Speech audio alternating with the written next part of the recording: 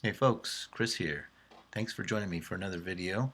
This one is going to be on the BMW X3 2008 E83 again. I had a little problem with my cooling and evaporation tank. Noticed that my low coolant light came on suddenly, filled it up, and then it came on again. Didn't have any fluid underneath my car or anything like that, but it was leaking slowly, as you can see here. It's tough to look in there, but you can see there's moisture dripping down. Within a span of about a week, it got to be a much bigger leak. So the first thing we need to do is just get all this stuff out of the way. So I already disconnected this, and then we got 4 screws for this guy that we're going to remove. So what do we got here? 1, 2, 3, 4. So I'm going to remove those. That way this piece will come off, and then we can take some screws out so that we can get this guy out as well. All right, get your T30 and pull this out. All right, so I removed those 4 screws. This guy should come off now. And now you just have 2 screws all right, so I took out these 8mm, and then this just pulls out like that. And then we'll be ready to start disconnecting these things. All right, I went ahead and just put the car up on jacks or up on ramps so I can go ahead and take this plate off a little bit easier. A couple of the screws are already missing, but shouldn't be a problem. All right, once you get the plate off, you can have access to this thing to drain it. And so then I'm going to drain it, and then I have to see what else I need to disconnect in there. There's at least... And I think what I'm going to do is actually not drain the radiator plug, but I'm going to go ahead and drain the plug for the expansion tank. Let's just do that first and see what else we can remove over there and see if we can get that out, because that's the piece I think that's leaking. Alright, I didn't open it all the way. I just cracked it, and you can see it comes out of the screw as well as the little drain spout next to it. So I'm just going to let it splash like that. It's splashing, but not too bad. Alright, I went ahead and just removed the air box because you are able to reach this hose release right over here from the top with the air box in place, but I just could not get my hand down and be able to reach it to work it off. So I popped it up, and I'm just going to work it off while I'm talking about this now. But the air box is pretty easy to take off. All you do is you just unclip the mass airflow sensor there, and it just pops off. There's actually no screws even holding it in. You just have to use a little bit of muscle. Once it's completely disconnected, go ahead and just pop it right out of there. Of course, disconnect the connector to the intake.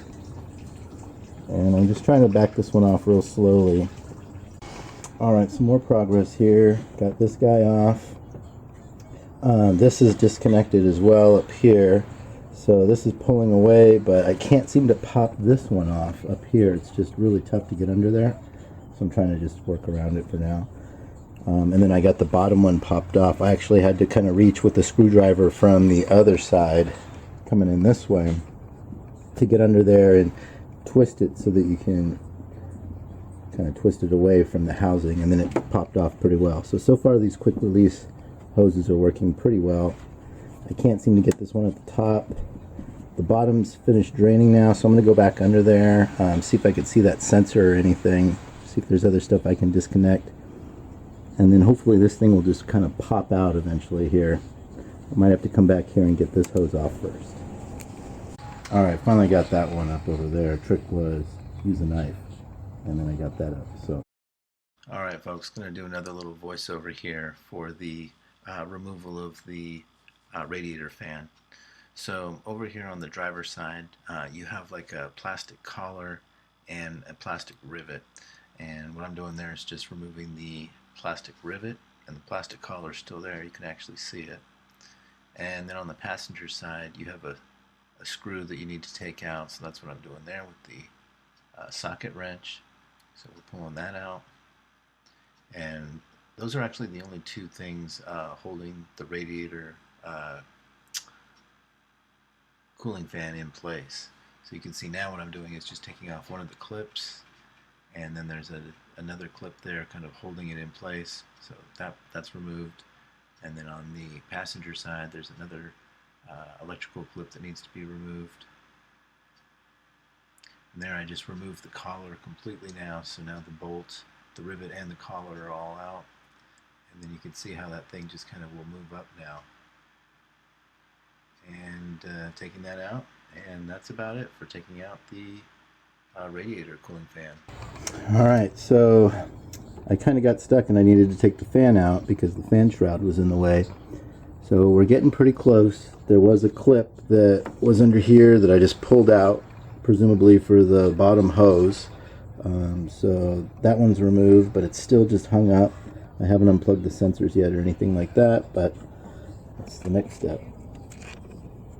Maybe if I put this in here and take a look with the flashlight, I'll have a better idea of how to attack it.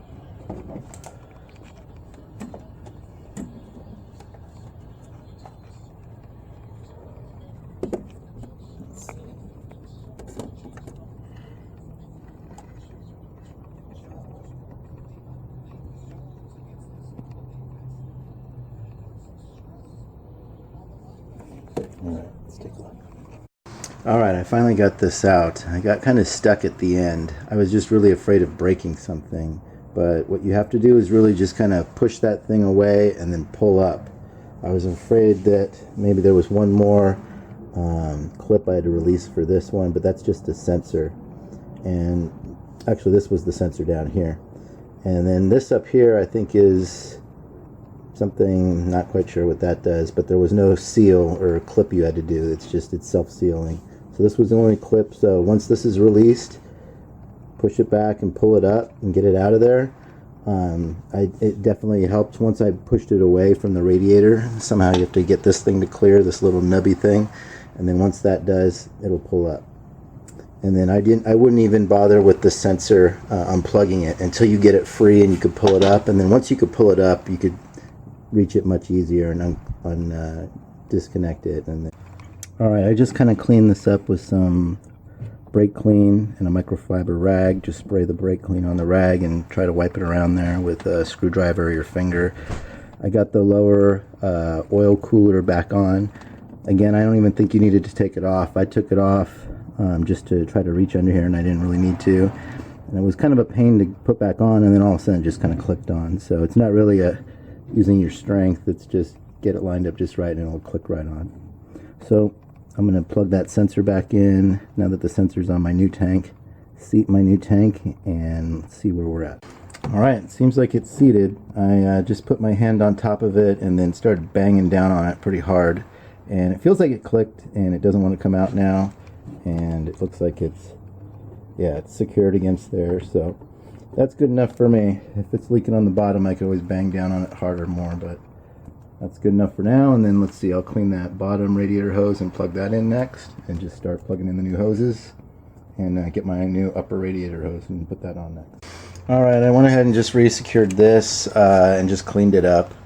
I tried clipping these things and dremeled them a little bit, but it was a pain, so I just gave up, and I emptied all the old fluid and filled it with fresh fluid anyway, and then just cleaned this up so it kind of got a little refurbished.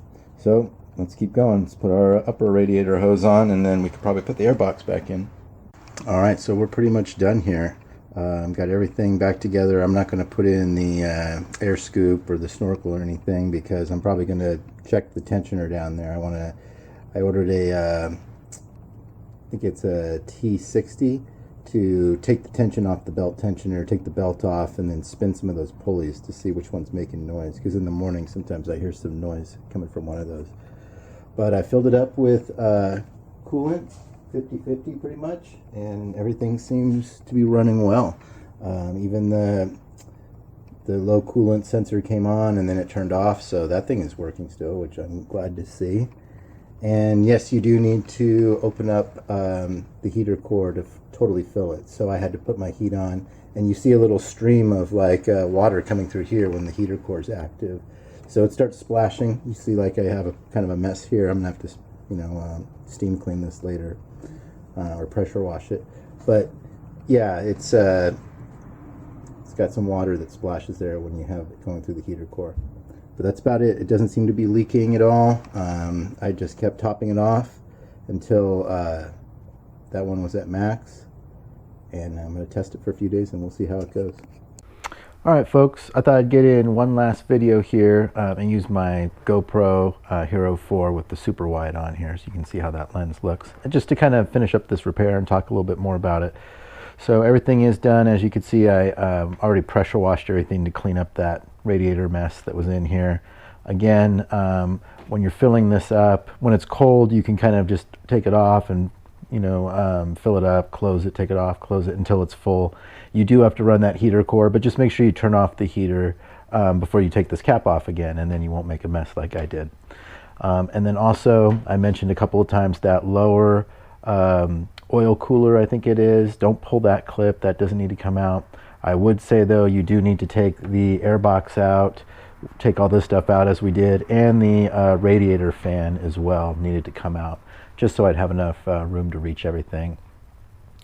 And I would just say that at the bottom there, I just pull that clip out and then just take your time. Just, take this piece and work it away slowly so that it moves out, and then it will want to start coming up because you saw that nub that kind of keeps it in place from going up. That has to clear the little holder for it, and then you could start pulling it up.